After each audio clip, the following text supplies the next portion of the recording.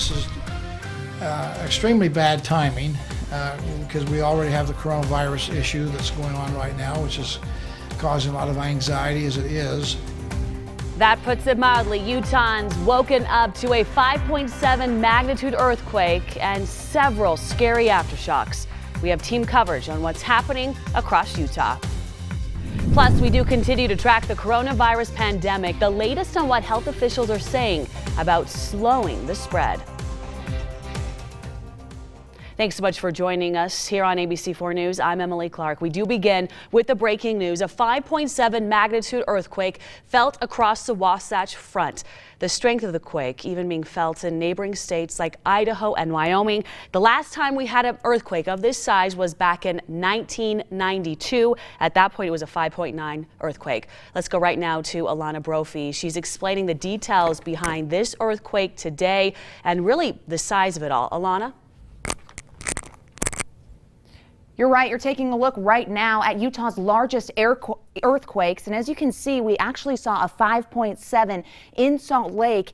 And because of that epicenter in Magna, we compared that to several other locations that dealt with earthquakes in the last little bit. 1992, a 5.8 in St. George. You notice it there. And there's that 5.7 epicenter. This is a big deal, folks. And as we look at that orange, you're able to see the Wasatch Front fault line, the Ochre front line, right there on the western side of the valley. Now, a lot of people believe that this actually came off of the Ochre Fault because of the location. As we zoom on in, you're going to be able to see that we've dealt with several aftershocks, and we are still dealing with them at this hour. We continued to see small ones that kind of moved through. Zooming on in, you're going to notice that throughout the city, that 5.7 that hit this morning was followed by aftershocks as high as 4.6 on the magnitude scale. So we know, as you look at all of those white dots, we've been seeing aftershocks that range between 2.1 and 4.6. This was a moderate earthquake, and that means that we were dealing with slight damage to buildings because of that 5.7 magnitude rating, and we're still at this hour gathering information on how this happened. Now, there's 3 different types of faults, just so you know. That normal fault line is something that impacted us. What that means is we've got 2 plates, one moves above the other, and that's what happened out there in Magna today. So we know that one of those plates moving below, that shifting, of course, creates an issue. We looked at our big earthquakes. This is definitely one going down in the history books. Emily, over to you. Okay, Alana, thank you very much for kind of showing us the depth of what we are experiencing right now. We do have crews scattered across northern Utah experiencing what you experienced today and seeing the aftermath and the cleanup as it begins. Let's go now to Glenn Mills. He is live for us in Magna, the area hardest hit where it was the epicenter of this quake. Glenn? Yeah, Emily, this is one of those days we won't soon forget. We'll all remember where we were when this earthquake hit. I was sleeping, it woke me up, a little cloudy at first, but I was able to tell that an earthquake was happening right away. After that, went and checked on some neighbors and for damage around the house. We are in Magna, as you mentioned, the epicenter, here on Magna Main Street, about 9,000 West. Right now, crews with Unified Police and Fire are still on the scene, and Salt Lake County crews also assessing. Take a look at Colosimo's over there. That's a deli and a local general store. That tells the story of the damage done by this 5.7 magnitude earthquake here in Magna. You can see the sidewall brick coming crashing down to the sidewalk. I don't know if you can tell, but some of the windows up above the door there, those were also shattered by the earthquake. I've since seen crews come in and take some of that glass down so that it won't be hanging as a hazard there. Now, of course, we're all on edge still. At last report I saw, Utah Emergency Management said 59 aftershocks. As Alana mentioned, the highest being 4.6. That was right around 112. We, Emily, were in the newsroom at the time. We felt that shake. Still, scary episodes throughout the day. You also mentioned this is the biggest one since 1992. That's when a 5.9 earthquake hit in St. George. Now, we also felt that in other parts of the state. I remember being at the old Jordan High School, where a Megaplex movie theater is now. I was in the main hall. This is about 90th South and State Street. And I remember feeling a couple of what felt like waves come through the main hall on that day. Again, it was 5.9 in St. George. We still felt it in other parts of the state as well, but not quite as strong in Salt Lake City on that one. A big difference between what we felt this morning in Salt Lake City and back in 1992. Now we're seeing damage to buildings here in Magna. We just showed you Colosimo's. There's another building, I'm told, just west of us here on the same side of the sidewalk where the whole front face may have collapsed. You can see some brick piled up on the sidewalk is there. We saw damage to buildings in downtown Salt Lake City, out at the airport, the temple as well. Jess Anderson, the commissioner of DPS, saying this was felt as far north as Idaho, Wyoming, through the Uinta Basin, and far south as Millard County. Also, a big problem early this morning was power. We experienced that right in our own studios at ABC4 News. As many as 50,000 customers were without power at one point through the day. And then another big concern is a hazmat incident happening at Kennecott. I want to be clear about this. Not in the southwest portion of the valley where the mine is, but just to the west of me, right here in Magna at the smelter location. And we have since learned that that was a hydraulic acid plume over the valley, but we're told no one was in danger of that. So we have all these elements covered for you, and we're going to go ahead and kick that off. Earlier today, we had Governor Gary Herbert, Salt Lake City Mayor Aaron Mendenhall, and Salt Lake County Mayor Jenny Wilson, along with other local officials, all coming together to give us an update on what was happening with this. ABC4's Rosie Nguyen was there for that update. We're heading live to her now at the state capitol with the very latest that we are hearing from government officials. Rosie. Glenn, state leaders say fortunately there have been no reported injuries as a direct result of this morning's earthquake. In Salt Lake County, Mayor Jenny Wilson says they have approximately 20 building inspectors working through that area to determine which structures are safe to go back into. Salt Lake City police and fire departments ensure that they are prepared, trained, and fully staffed to handle multiple emergencies, such as what happened today. Since the earthquake this morning, they've received more than 150 calls for assistance, and that number continues to grow. Officials say what Utahns can do right now to help is to stay home. Let the first responders who are out there doing the work they need to do, and let the crews who are assessing our critical infrastructure do the work they need to do. Staying home is a really good choice for everyone, in my opinion, as our mayor right now. Governor Gary Herbert reminds Utahns to have your 72-hour emergency kits ready just in case, which is part of the state's emergency preparedness plan. Officials say all of their communication lines, such as 911, are also fully functioning right now. I'm Rosie Nguyen, reporting live at the Utah State Capitol. Back to you.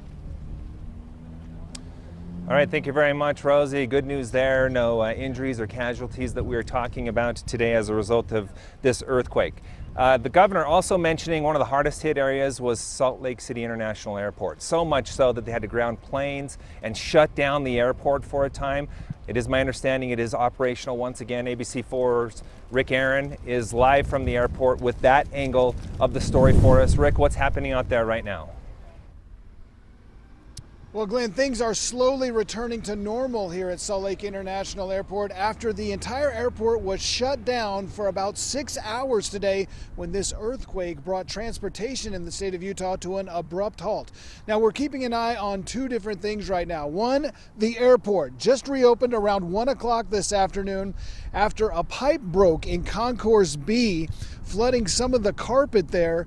They had to close down TSA, and all flights going in and coming out were canceled as a result of that. That has just reopened. We have seen one flight take off here in the past 15 minutes or so, but as you can imagine, schedules are a mess. The other thing we are keeping an eye on is Utah Transit Authority TRAX trains. You can see that train at a standstill here. They are completely shut down system-wide for the tracks while crews from UTA go out and check damage and do repairs on the lines.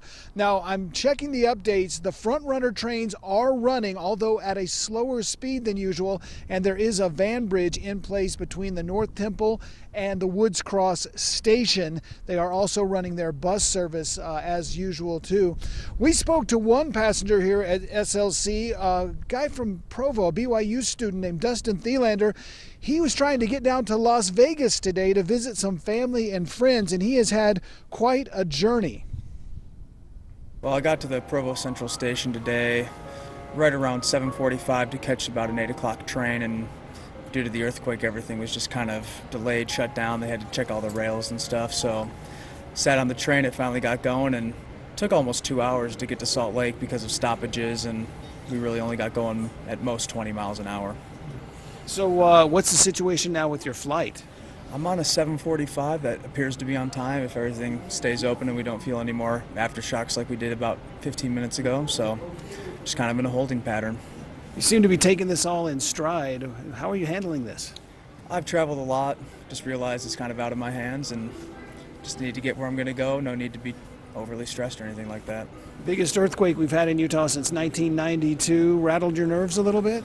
Well, I felt the initial one down in Provo even. It was enough to stir me awake, and I checked our complex's hot tub, and there were some waves kind of in there. Unnerved, I don't know enough to be unnerved. I've never felt one before, so it was for me just something new. The aftershock that we just felt here was even a little more disconcerting, just because signs were shaking, and I was like, dang, all right, that's really, close. Must be feeling it pretty good there. Yeah, we were inside the airport during that aftershock at 1:12 this afternoon. The windows were rattling. Everybody stopped in their tracks and looked around, unsure what to do. Doesn't seem to be much damage. The escalators went into automatic shutoff mode. Those have since been reset. If you're dropping somebody off here at the airport, or if you have a flight yourself, or if you're picking somebody else, make sure to check with your airline's website. These schedules have been scrambled and a lot of changes still going on out here. So make sure you check before you come out here to the airport. We'll keep an eye on this track service, see when these trains start moving again. That's it for live here at Salt Lake City International Airport. Glenn, I'll send it back to you in Magna. All right, very good advice for us there. Thank you so much, Rick. And of course, when we have travel troubles here in Salt Lake City as a hub for Delta, that trickles throughout the country as well. So we're keeping an eye on the impact of travel. Okay, back here in Magna, once again, the epicenter of today's 5.7 magnitude earthquake. The city here declaring a state of emergency to make sure they're on top of everything and getting everything accessed and ready to move forward. ABC4's Haley Hendricks has been covering that side of the story for us today. Haley, you spoke with residents. What's the feel out here today? Yeah, Glenn, that's right. We are out here on Magna's historic Main Street, and as you can see, these buildings have suffered significant damage. Now, neighbors also say they are shaken up today, but let's again go back to this damage because this appears to be what neighbors and residents are talking about. Now, as you can see here on the side of the building, again, we're going to come back to this, what you were mentioning earlier. Colosimo's did suffer significant damage here. You can see the side of the building came down. Now, some of the windows on the front of the store are now broken, and other buildings on Main Street also have exterior damage, and it's unknown how the inside of each held up. Now, following the earthquake, people within the community are coming to take a look at the damage that today's 5.7 magnitude earthquake caused. And those who live close by told us they are definitely shaken up. I'm still in shock. I was just shaking. I just really didn't know what to do.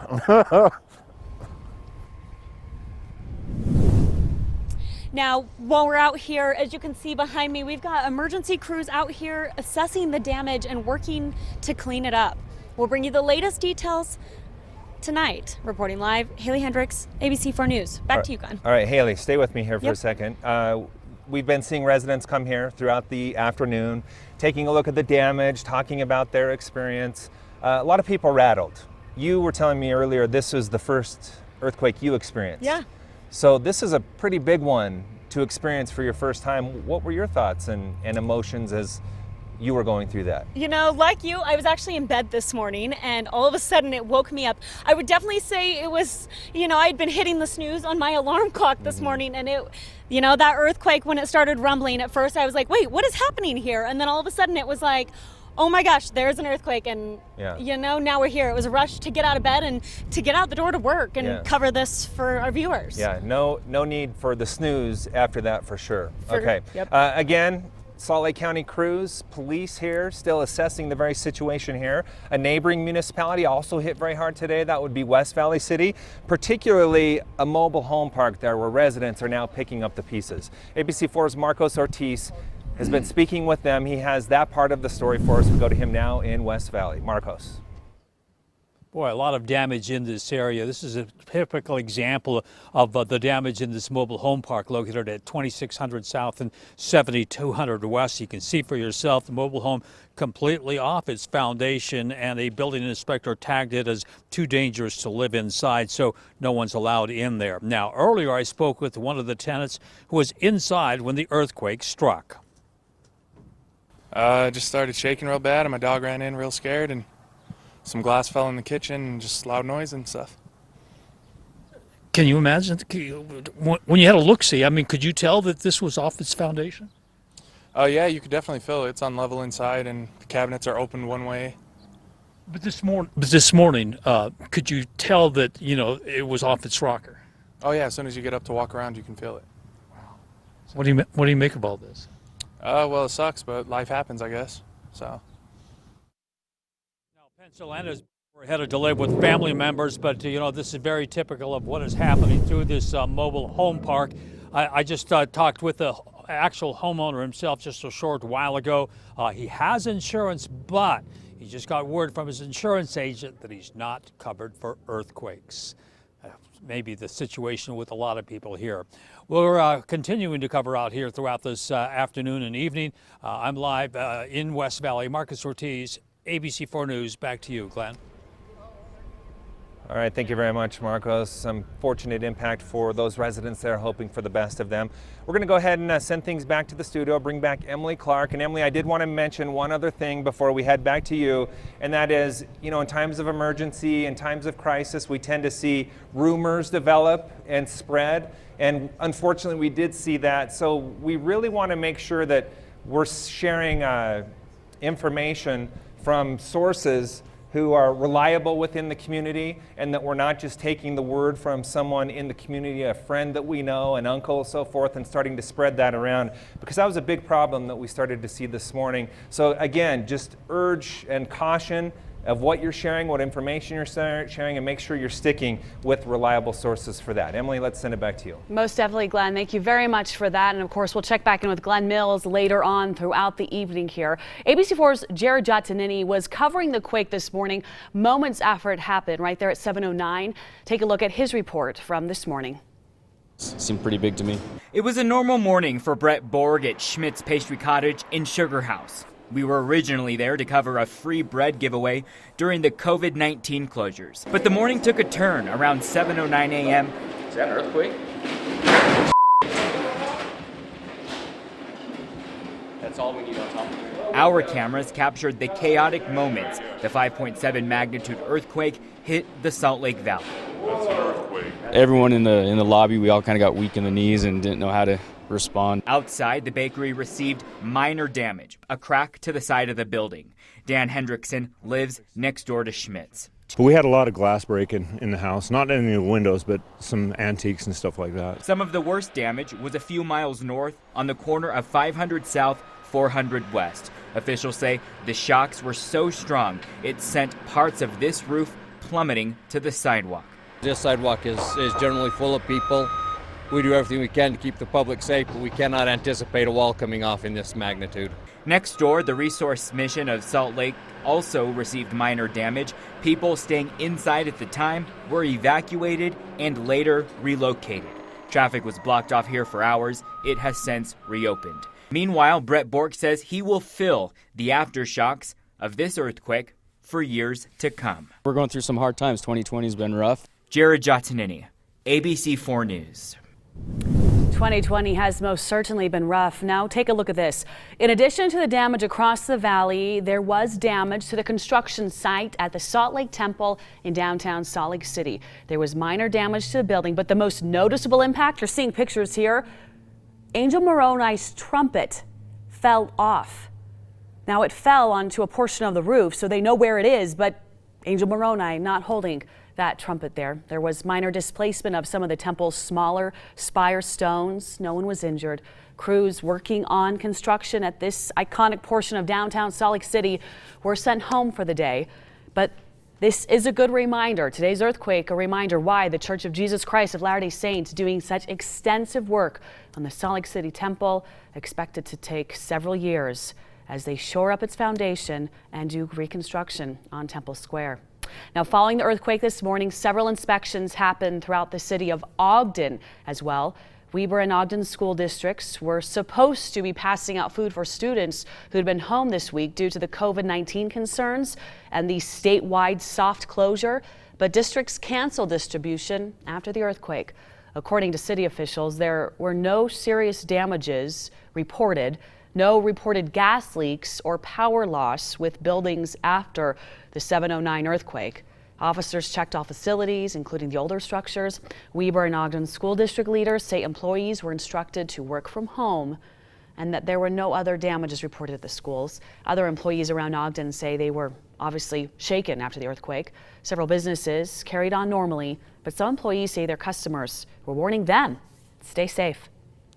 He popped a bag out of his trunk and like showed us what he has in his bag. So like he told us like put Band-Aids and dry goods and a blanket and warm clothes like in this bag just in case, and said to do that when we get off work. And so it was really surreal. Like, it is surreal. Now, buildings in the area are still being assessed for damage. Public health leaders say they will update their social media and alert parents for food distribution. Now, to find information on the Weber and Ogden schools and their lunch distributions, please go to our website, abc4.com. Distribution was shut down across the state for many of our school districts because of the earthquake. All of them keeping you posted on social media as to when those distributions will continue again. Now let's talk about the Salt Lake County Sheriff's Office releasing information on their county jails and inmates following the earthquake this morning. They say the prisoners and staff inside our jails are safe and the damage sustained there minimal. Both jails are currently on lockdown as they continue to experience minor aftershocks, as we all do here in Salt Lake County. Now, in the middle of all the anxiety of this morning's earthquake, and I know we all felt the anxiety, I sure did, false statements were circulating of another bigger earthquake. I saw texts myself, I'm sure you did as well. Those simply were false. Rumors being spread around our community. In a statement from the Utah Division of Emergency Management, this is what they had to say. Quote, "We do not expect, nor do any other officials, that there will be a larger earthquake. It is extremely unlikely." That was likely the largest one of the day. Speaking of the 5.7 this morning at 7:09, it is very likely that you will feel aftershocks today. So just a moment, let's address this. They cannot predict earthquakes. If they could have, we would have known this morning's was going to happen before it did and not woken us all up out of bed. So if you see that text message floating around predicting another earthquake today, we simply cannot predict earthquakes. There will be aftershocks, we know that, but we cannot predict earthquakes. So just toss that aside. Rubbish is what that information is. Now, with all the anxiety with this morning's earthquakes and the aftershocks felt throughout the day, what should we do when an earthquake hits? I feel we're feeling an aftershock right now. ABC4's Nate McGurk asked the experts. Countless questions, like what if it happens to me? We usually depend on the ground underneath our feet to be very stable. And when it moves, it gets people very unsettled. We wanted to know exactly how we can prepare. It's why we went to Joe Dougherty with Utah Division of Emergency Management. Probabilities are on your side. If you get under something sturdy, you have less chance of things falling on you. This is a sample emergency go kit. You're encouraged to keep a kit like this on hand with food, water, flashlights, even a first aid kit. We have 700 to 800 earthquakes a year in the state, and because we live in an earthquake state, we just need to do something about it. More preparation, he says, means more confidence. For example, if you're driving, pull over, stop, and put on your parking brake. You want to avoid overpasses and bridges and power lines. Stay inside your vehicle until the shaking is over, and if a power line falls on your car, stay inside until someone trained removes the wire. Drop to the ground, or else an earthquake will drop you to the ground. Shaking can be so intense that people are injured in earthquakes just because they've been knocked over. As for being inside, drop, cover, hold on. Most injuries in earthquakes happen by non-structural things falling on people. Broken glass, ceiling tiles, HVAC, those kinds of things. Okay, very good suggestions. When we felt that aftershock, I probably should have gotten under the desk. As our own Alana Brophy just reminded me, let's have her join us now for the very latest on this. Alana, such a crazy day, but what I really like you talked about at the top of the 3 o'clock hour here is that this happened kind of in between fault lines. So the science behind all this is kind of interesting as to where this earthquake happened. You're right, Emily, definitely. And you're smart for saying that you're going to take cover. It's something we have to do. We know that these aftershocks are going to continue. The USGS coming out this afternoon with an aftershock forecast saying there's a 6% chance in the next week that we could see an aftershock higher than 5.7. So very, very low number there, but we will continue to see small ones. So the science behind it, there's quite a bit because we've got two major fault lines, but a lot of spider lines that come off of those. We'll show you that here in just a second, but we're going to start off with Utah's biggest earthquakes, and that dates back to 1901 with a magnitude 6.5 in Richfield. We've kind of stacked them on this map here so you have a good idea of when they happened, but it's been 28 years since we've seen a significant earthquake. St. George back in 1992 at a 5.8. I spoke to a woman earlier today who actually was in that one as well, said this one felt wilder, even though there is a bit of a discrepancy when it comes to magnitude between the two. We're lower, but she said this one was tougher. She was closer to the epicenter. We look at Magna, which has been a hotbed of activity back in 1962, that cluster near the southeastern portion of the Great Salt Lake at a 5.2 magnitude, and then again today a 5.7. So you can see that we've seen major earthquakes before. This is not a surprise. We always talk about prepping for them. This was a large one. This was significant and substantial. That 5.7, there it is. That's the epicenter. What does that mean? Well, the epicenter is the point on the surface where the earthquake started. Now, we've got another center below the ground, but on the surface, this epicenter, 5.7 hitting in Magna. As we look at those fault lines, that's the orange that you see there. We've got the Wasatch and the Oquirrh. This likely came off of the Oquirrh, and as we kind of take a look at how Magna was impacted, we see a lot of different bubbles. At this hour, we've seen several aftershocks. Many of them felt along the Wasatch Front. 4.6 was the biggest one. That was at 1 o'clock. But then shortly after the main event this morning at 8:01, we were dealing with another 4.0 aftershock. And those are just as jarring. We know that we haven't felt this shaking in quite some time. Many people are feeling it, especially people in high towers, high-rise condos, the second story of your house. This is one of those times where you want to stay on the main floor if you can. And of course, grab that important paperwork that you need and medications just in case something did happen. But again, very small likelihood. USGS saying 6% of a chance for the next week that we see something bigger than 5.7, which we got through, but there's still damage. Okay, so when we have a 5.7, where does that fall on the scale? 5.5 to 5.9 is a moderate earthquake. That's what we just dealt with, Salt Lake County. We're dealing with damage to buildings. We've just seen it with our live crews out in the field checking in on people and those most impacted. So this is moderate and one going down in the history books. There are 3 different types of earthquake faults. There's the normal, the reverse, and the strike slip. We just dealt with a normal fault earthquake. What does that mean? We've got 2 tectonic plates. Those plates, one slides above, one slides under, the earth moves. Earthquakes happen frequently in Utah. They're just very small. This was a larger one felt by a magnitude of people. So that's why we continue to talk about it, and we know that it's going to be something that impacts us for the next little bit. That live look at Heber also shows the cloud cover that's come over. We have a lot going on. We've got COVID-19, we've got this earthquake, and we have a winter weather advisory for the central portion of the state. But we continue our earthquake coverage because this is going to continue to impact us as we still feel the aftershocks. Emily Clark and I just feeling that live one in the last few minutes. Of course, very important to drop and take cover. That information getting out there by Utah emergency professionals saying, no, don't stand in the doorway, common misconception. And as we continue to feel these aftershocks, something to keep in mind. Emily, over to you. Okay, Alana, meteorologist Alana Brophy there giving us the science behind what we have experienced and what we will continue to experience. I do want to let you know before we move on to Jason Wynn that Salt Lake City Airport just tweeting that the first flight left the airport there at 2:54. We got an update there from Rick Aaron, but it looks like while there will be some delays, the airport is back up.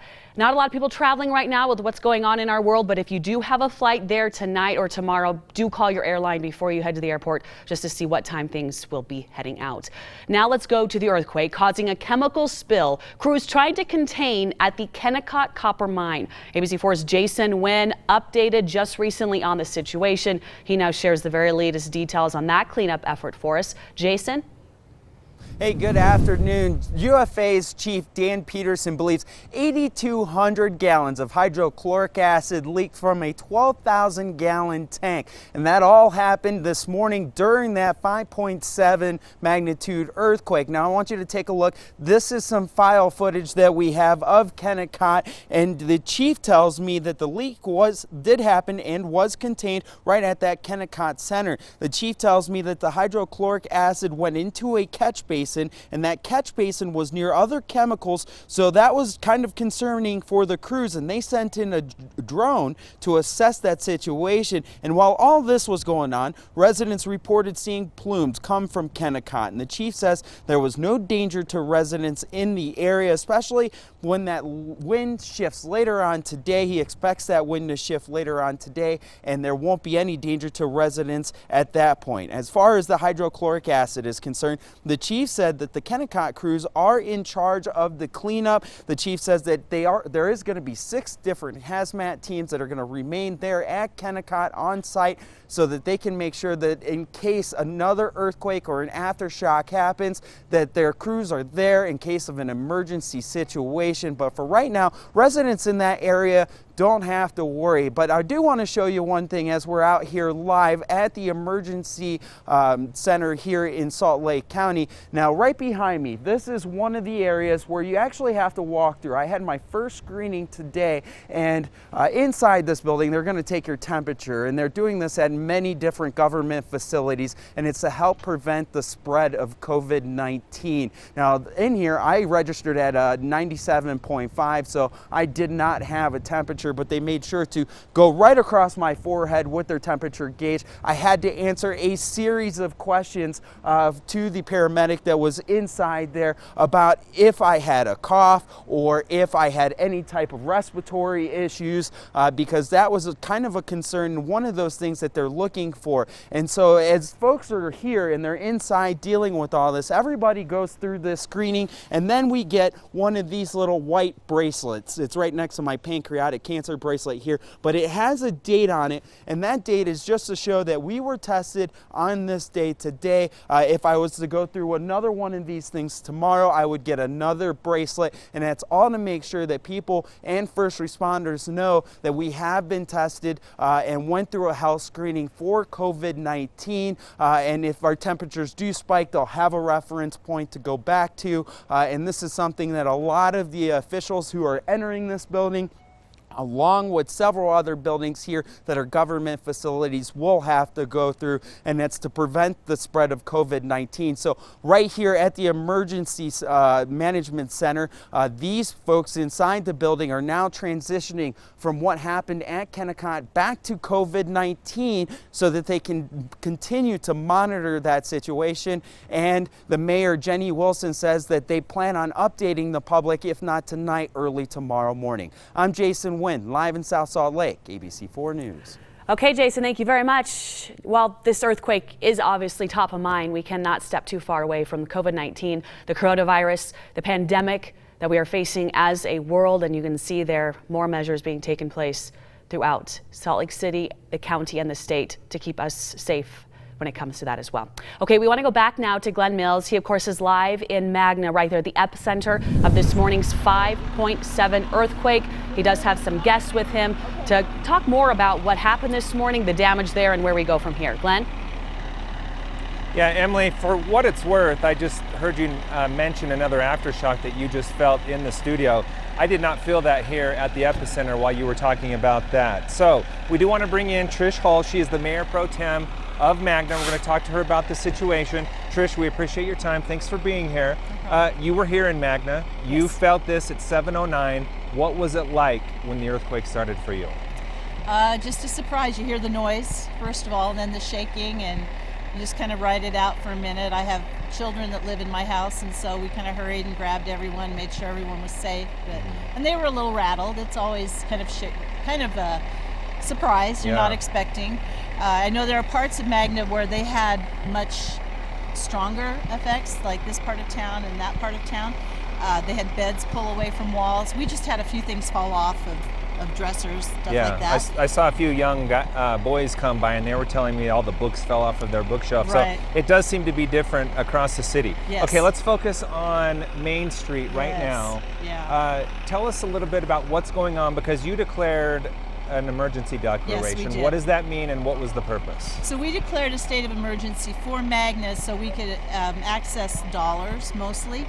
A lot of the buildings are older, much older buildings, turn of the century, early 1900s, and they've lost a lot of facades. Some of them have had some major structural damage. They're in them right now evaluating that.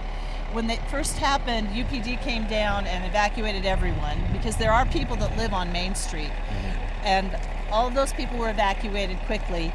But now the engineers are going in and making sure those businesses and buildings are structurally sound.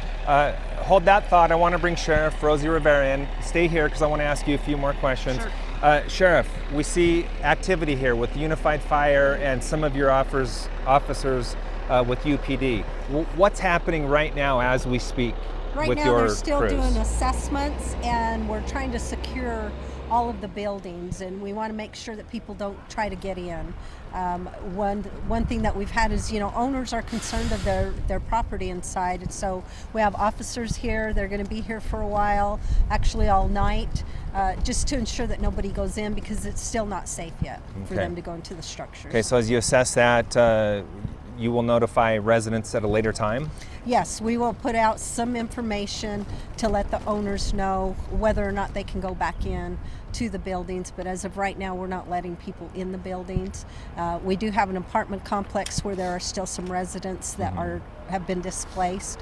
We're also working with that as well, trying to find places for them to go. And there were at the jail, how was that handled? I understand it went on lockdown. Give us a status update on what's happening there and what did happen with that situation. Well, with the jail, it's just like any other, small community. We have over 2,000 people there, not counting our employees, add another 1,000 people. So you have like a small community dealing with the same things that any community is dealing with, the shaking and trying to react. We just wanted to make sure we didn't have any structural damage. We had very minimal damage at the jail, but we do lock them down in that situation because the manpower that we have to use to check things is reduced. So we're doing very well at the jail right now. We have great staff working there.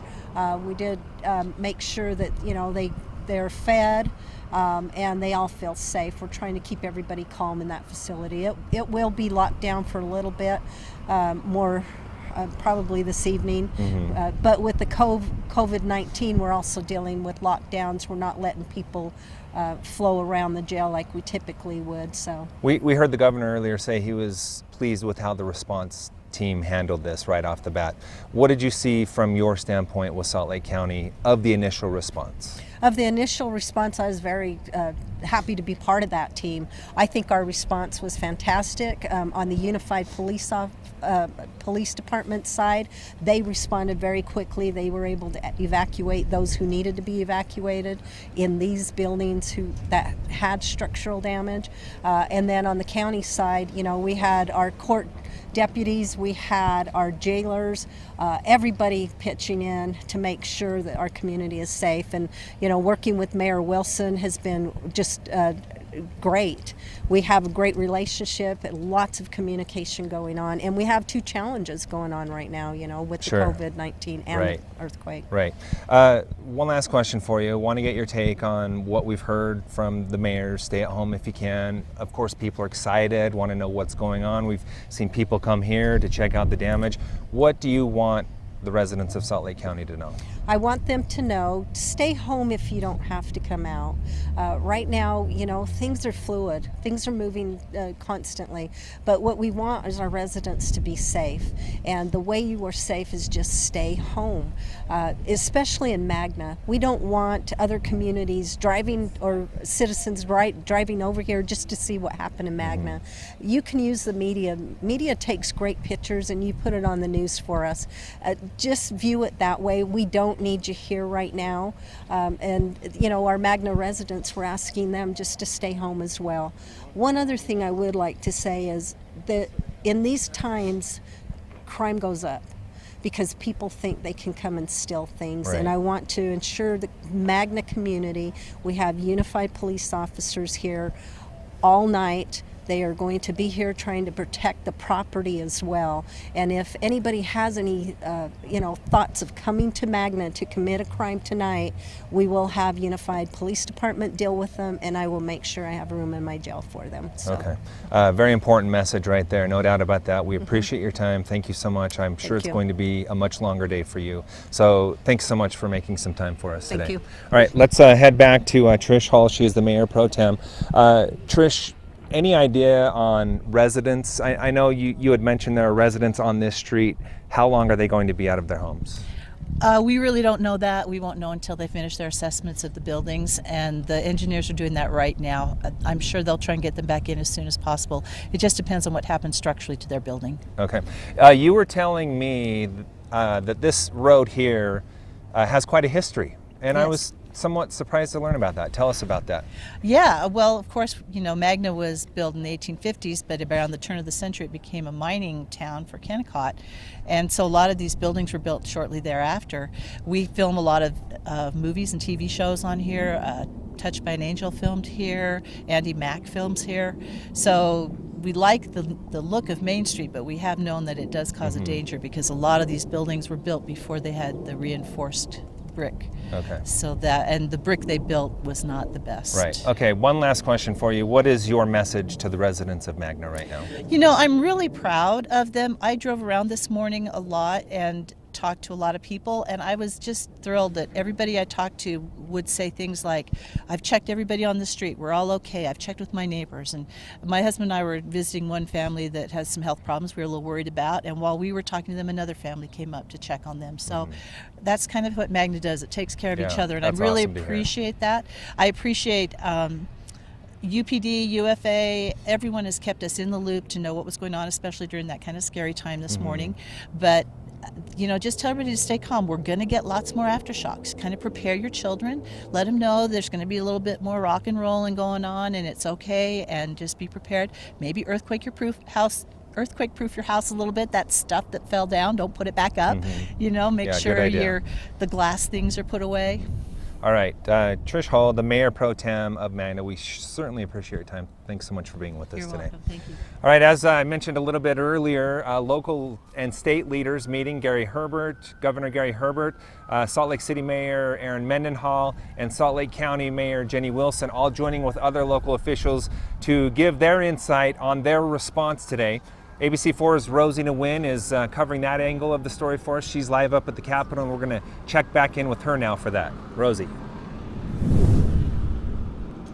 Glenn, just echoing what you and Sheriff Rosie Rivera talked about just now. State leaders also emphasizing that Utahns, please stay home, don't leave unless you really have to. And this is because first responders and city crews, they're working nonstop to try to help and get to those in need.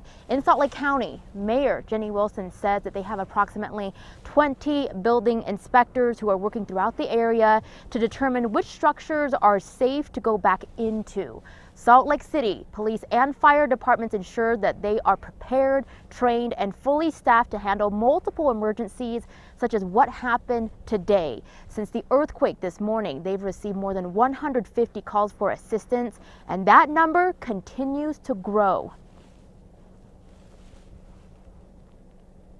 The good news for us is there are no injuries that have been reported, no fatalities. We have some structural damages out there, and the biggest is the disruption at the airport.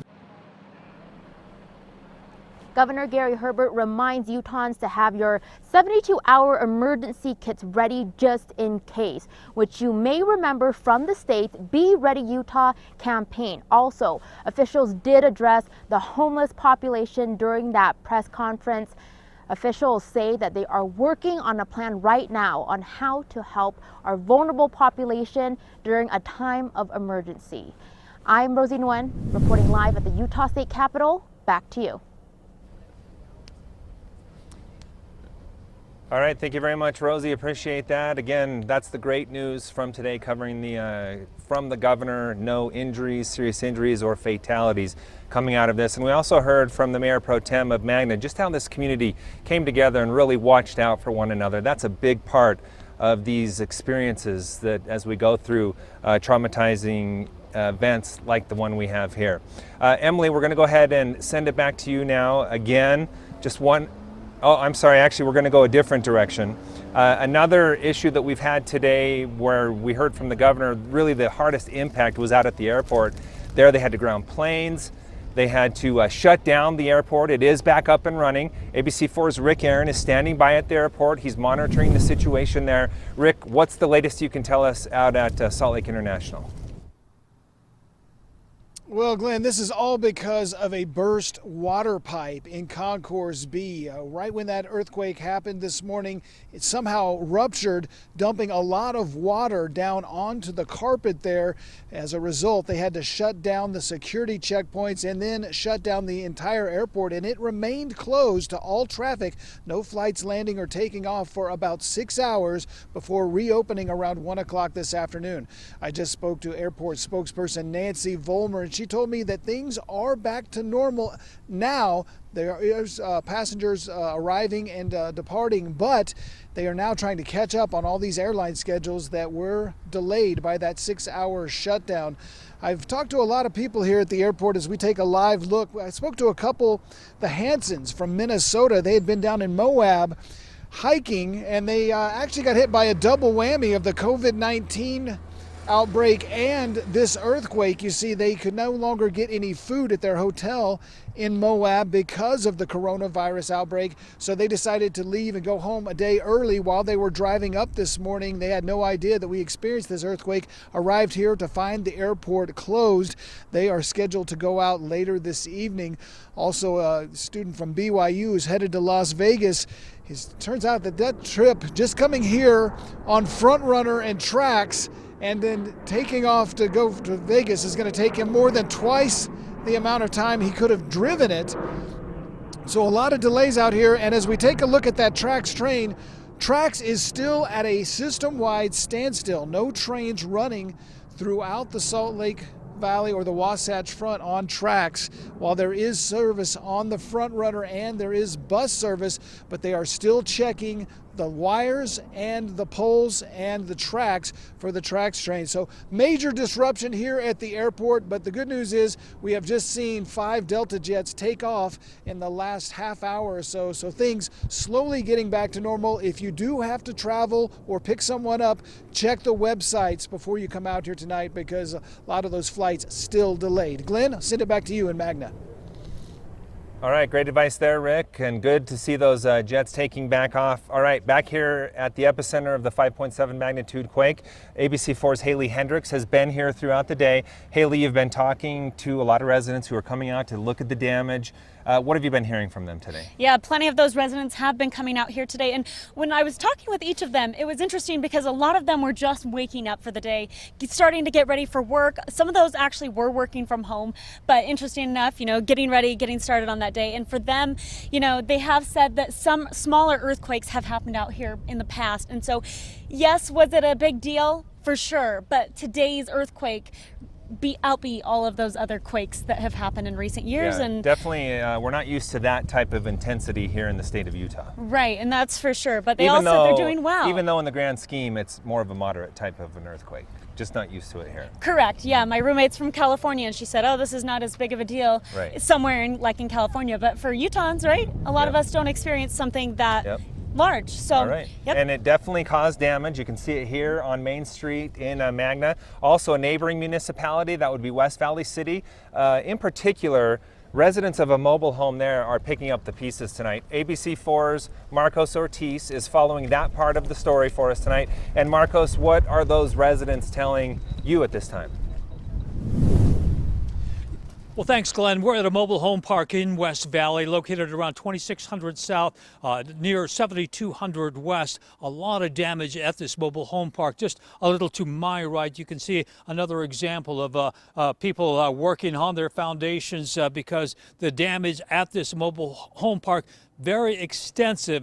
There's at least maybe 3-4 dozen mobile homes that have been damaged. Now, with me over here is Darlene Bagshaw. Darlene, you're very fortunate today. I'm very fortunate and feel very blessed. Your mobile home was spared. No structural damage, so I just can't believe the damage on either side of me, and we were spared. Yeah, let's take a look at that real quick if you can, John, our photographer. Her mobile home is right here in the middle, this turquoise mobile home, and then to the camera's left, there is a mobile home there that is completely damaged off its foundation, and then to the mobile, Darlene's neighbor to the east, that's the other mobile home where people are working on it right now, and that has also been, you know, a lot of damage, because we went inside there earlier today and it was extensive damage. But Darlene, when you see that, how did you escape that? I don't know. Like I said, I just feel blessed, and I feel bad for the people that have the damage. You know, this isn't a real wealthy neighborhood and what they've got to deal with. So I just really feel blessed and just in awe, just amazed at the damage around us, and Sure, we escaped that. but services, are you getting any We you know? have power, no water, no electricity. I just seen a note on my door that, you know, there's in Taylorsville we can go to shelter or whatever, but we don't need to go. We have portable stoves. We have everything that we need. We have plenty of food.